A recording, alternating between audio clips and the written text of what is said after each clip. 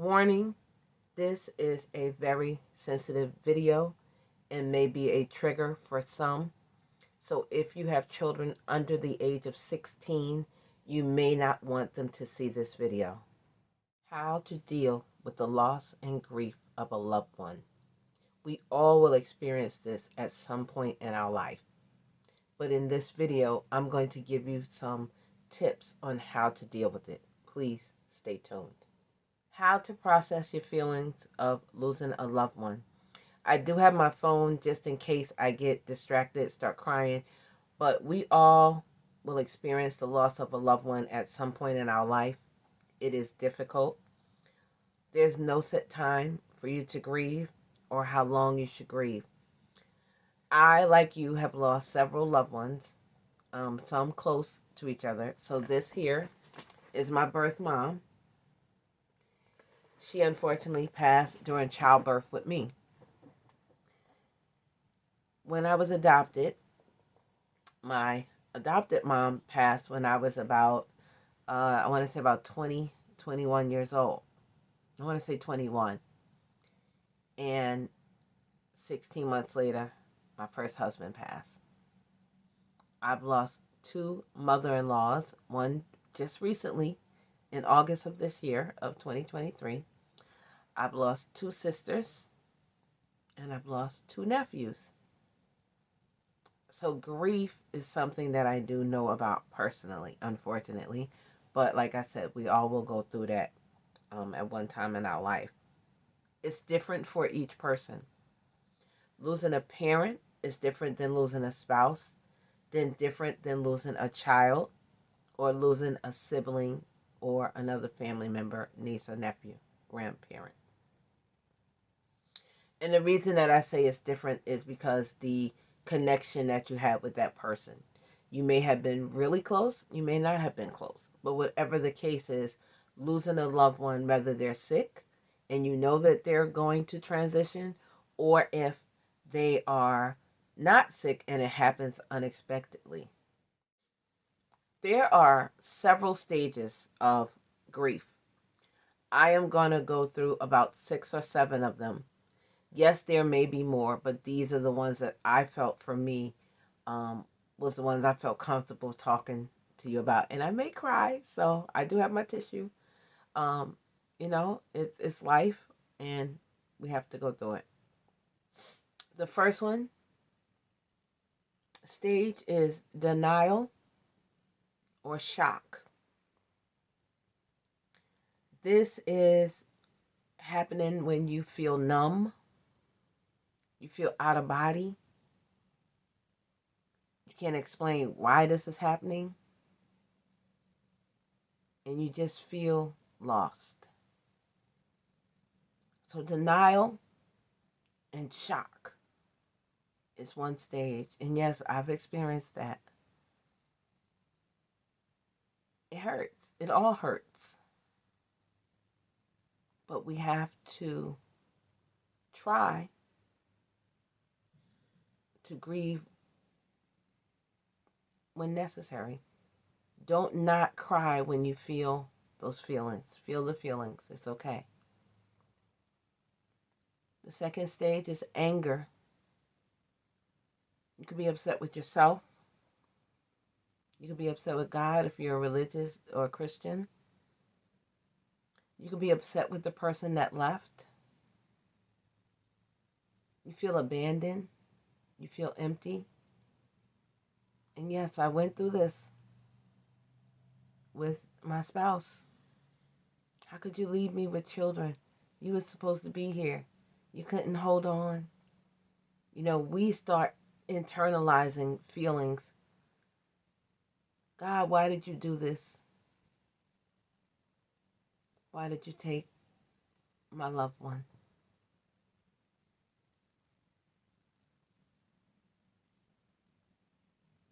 Getting angry, lashing out. It is a stage of grief. The third stage is bargaining. God, if that person comes back, I'll spend more time with them. I'll tell them I love them more. We'll do more things. Yes, went through that stage too. Especially with my sisters. I miss them so much. Like, God, could you just bring them back? They were my confidants. Right? Deep breaths. We'll get through this. But I think it's important that we talk about it and process our feelings. If you need to cry, cry. I'm trying to really be strong, but if I cry, I do. But I'm trying to be strong, but I know when the video's over, I'm going to be a mess, but it's okay. And some people do that laughter just to keep from crying, so do not think that I'm taking this lightly. I'm just doing this, not nervous, just trying to process it in my head and get it out on camera and give it to you in a way that you understand and feel and know that I went through this too. If I did not go through something, I will tell you, but most of these I went through. Stage 4, feeling pain, feeling guilt. Maybe if the person was in a car accident, you should have been with them. Or maybe if the person was sick at the hospital, you feel guilty you wasn't there when they transitioned. The pain hurts. For me, I was at the hospital when my husband passed. I was the one that contacted the nurse and doctors and said something wasn't right. And then he coded. And I still was in denial that he was going to pass. Who would think a young person was going to pass like that? 7 days. And then when the doctors came in and I told him something's not right, he doesn't look right. Why is, whatever was happening. And then they pushed me out the room and, he was coding and they did everything they had to do, took him to surgery. And I remember it was me and my mother-in-law. We were sitting in the waiting room or whatever you call it, where the people have surgery and they put you on that floor. And she goes, brace yourself. And I'm like, brace myself for what? And the doctor comes in the white coat, just like it is on TV. It was like slow motion. I saw him coming to me. And then he just said, oh, are you the family of such and such? He was very nice, but at the time I didn't care about nice. I'm going to be honest. I was worried. And when I seen him, I didn't understand. And when he said, unfortunately, we tried to do this, we tried to do that, and he didn't make it. And I'm like, didn't make what? Like, it wasn't registering. So when we went down to the main office to do paperwork and stuff, I don't know, I just lost it. I'm being transparent. I lost it. I yelled, I screamed, I messed up someone's desk. I don't know whose desk it was, but I wiped everything off. It was the anger coming out and the pain and the hurt and the not knowing and the how. Yeah, that happens. You're going to feel those things. And like I said, it doesn't get any easier even if you know the person is sickly. Survivor's remorse. Yes, I had that. Especially, and still, I still go through it, especially with my mom. Like, why did she pass and I didn't? Why am I still here? I feel guilty that I took her life. In my head, that's what I'm saying it. But I know I can't think like that. But yeah, we do have survivor's remorse. Some of us, like I said, depending on how the person passed. Stage 5, depression. This is a serious stage in my opinion. Because not only do you feel sad, but you also can get so sad that it's so overwhelming that you can't come back. You feel lost without the person. You want to give up. You want to be with them. The overwhelming sadness is like somebody is crushing you inside. You may lose your appetite, or you may eat more or eat less. You're not taking care of yourself. You don't want to do anything. You just want to sit on the couch and cry and maybe not wash your body, wash your hair. You just want to be Not lazy, but you just want to be out of that moment in time. You don't want to be in that space. You're going to go through that. You're going to feel that. There's no time limit on grief.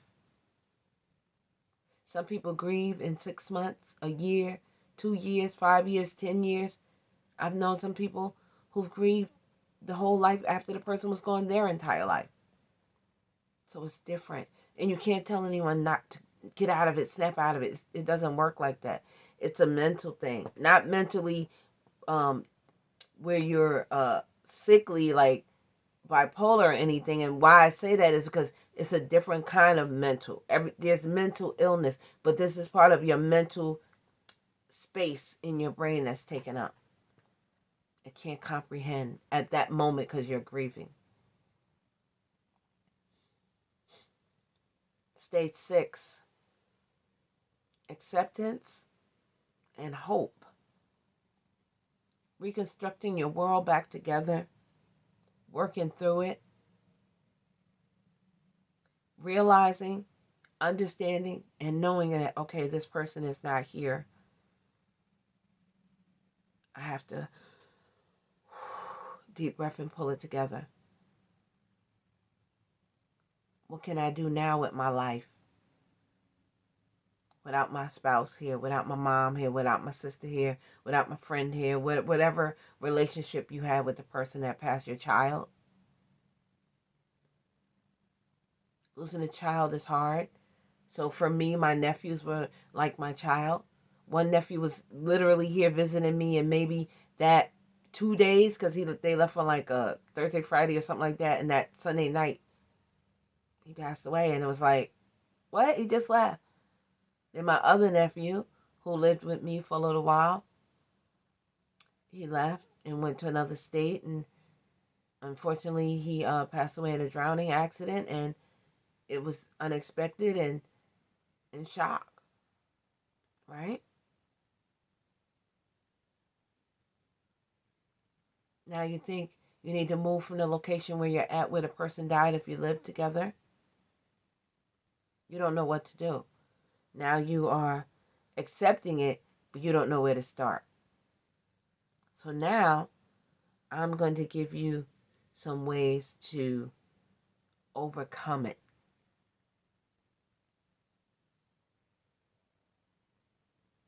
So a way to overcome it is talk with the pastor, talk with a minister, talk with a reverend, whatever your denomination is. Speak with a grief counselor. They have grief counselors for people who are grieving through someone that they lost at transition. Yes, they have grief counseling. Check with your local area. You can talk with others. Spend time with friends and family. Laugh and be in remembrance of the person that left. Remember the good times. Remember the funny times. Remember their life, how they was here, not how they were when they transitioned, or whatever the situation was that they transitioned. Smile. It's okay to not feel the guilt that, wow, I'm smiling and this person has transitioned. Why am I laughing? It's okay. It's part of the grieving process. Give yourself time. Accept your feelings. And know that grieving is an entire process. Take as long as you need. And be patient with yourself. If you're sitting down and you're watching a movie and it reminds you of that person, or you have a smell or a scent and it reminds you of that person, or you see an item, a scarf, a hat, a watch, and you're like, oh, this reminds me of that person, live in that moment. Live in that moment. Another thing you could do is try to do things that make you happy. Return to your old self. Go back to doing things that make you happy, a hobby, walking, exercising, getting back healthy. You need to take care of yourself.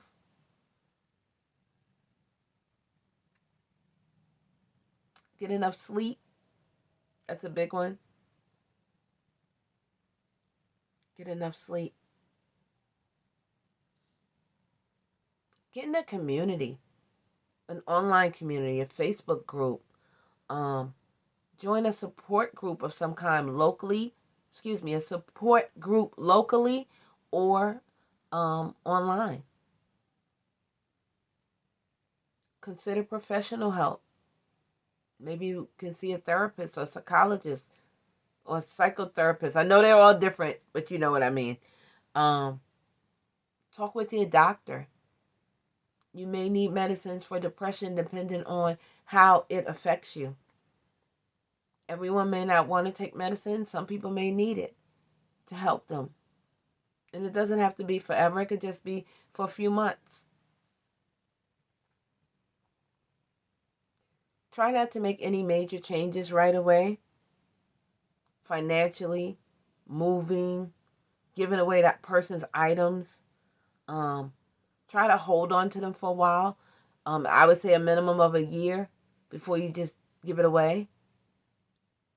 Because then you might feel, wow, I gave that hat away of that person 2 weeks ago only after they passed away or a month after they passed away. No, hold on to it.